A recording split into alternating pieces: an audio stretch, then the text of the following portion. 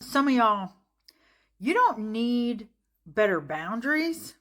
You need to get yourself out of the rooms that you're in with those people. There are not enough boundaries you can hold to be okay in that place, to be a normal human being. And when I say normal, I mean functioning and being healthy to yourself in that setting. I am a psychic and I'm a sensitive and I probably have ADHD. I don't put myself in settings where people make me feel bad, where people make me feel broken or like I'm the problem.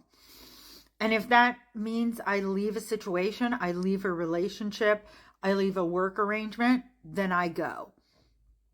And I learned this over the years of because I'm neurodivergent, because I'm sensitive in ways that other people are not sensitive, that I don't allow other people to gaslight me and make me wrong. If I need more outdoor time, more access to nature, more calm, quiet spaces, more places where stimulus is not bombarding me, there's no sense in me trying to change an environment that is not changing.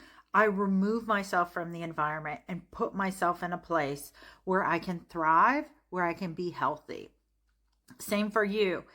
If you're a plant, there are gardens, forests, house plant pots that you are never going to thrive in. So repot yourself, transplant yourself, get out of that environment that's not respecting you, that's not good for you at a cellular level, that's never going to change. You're not broken, you're not weak, you're not too sensitive.